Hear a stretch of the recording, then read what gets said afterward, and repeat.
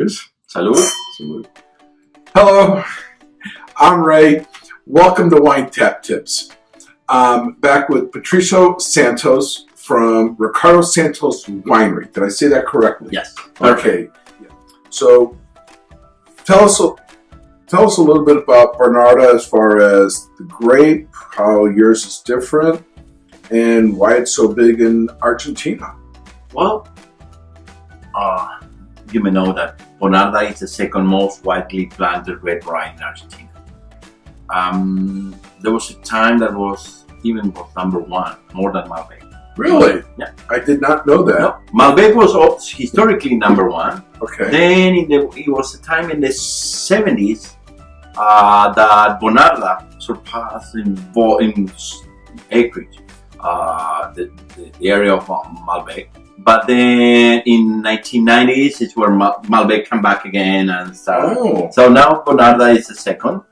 And I think it's one of the interesting things is Bonarda, we always say, is a winemaker's variety. Like most wineries use, most consumers have no idea the variety exists. And that's because it's a very versatile variety. And Bonarda can go from some of the cheapest red wines in the market to some of the blends of high-end wines too. Why Bonarda became so popular? Well, because they have a very interesting capacity of producing really high yields. Oh. And they can produce high yields and keeping a good color, which is uncommon. Like once you overcrop a vine, you're losing part of the color. But for cheap red wine, for bulk jug wine. Yeah. You want a rather than saying, and I always tell people I don't necessarily agree with cheap as inexpensive, economical, because there has to be a certain quality there that people want. So I think it appeals to a lot of people, and it has those. It's something that appeals to the general masses. It's almost like that. You were saying it's also like a filler wine that they blend in as a okay.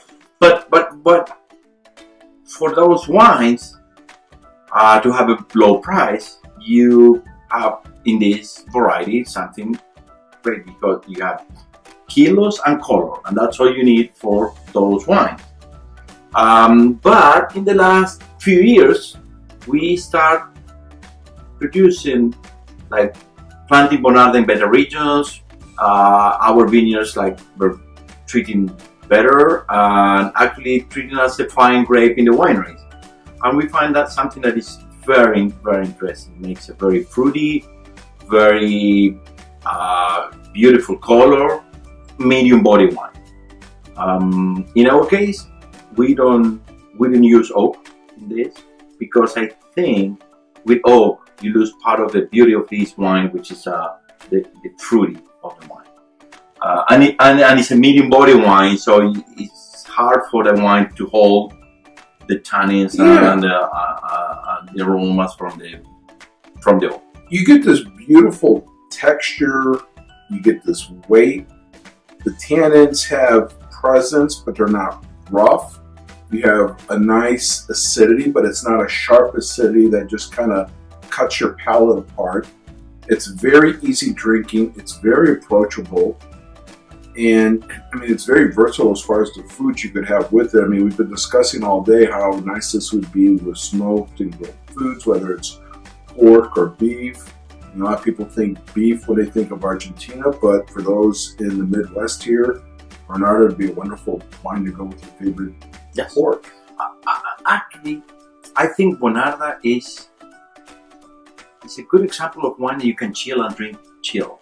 Like if you're grilling outside and because you have all the fruit that you need for a chill and a good acidity, which is what are you looking for like in a white wine? That's why you can chill a white wine. Yeah. And then they don't have the oak tannins that is at a low temperature is what it bothers and makes it more astringent. Yeah. So I think I'd always recommend to drink Bonarda like let's say a cup or chill or at least a couple of degrees maybe in the below 50s. Yeah, something like that. Not necessarily as cold as a white. Yeah, but not like not a big red, like in the upper 50ish range. something like that. Yes. Okay. Now, isn't Bonarda also originally an Italian varietal? Yes, it's an Italian variety. They have different names in different regions, so we don't know exactly if it's coming from northern Italy, south France, south of Switzerland. Okay. So, and in each place they have a different name. So they have different names everywhere, and I think they have different names because it's not a major variety anywhere. So it's like everybody keep their local name for that. Like Cabernet Sauvignon, everybody calls Cabernet Sauvignon everywhere in the world because it's a very popular variety.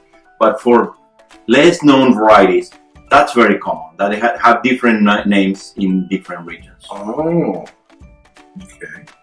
So we start producing this wine in 2008. I'm really fan of Bonarda, and coming to this market, to the United States at the beginning, nobody understands, nobody believes, nobody knows what Bonarda is. Now people are starting to understand a little bit and know more the variety, and it is now our fastest growing variety in sales. Of course, we sell more Malbec, but we are surprised of how well we are doing with Bonarda. Argentina is more than Malbec. Yes.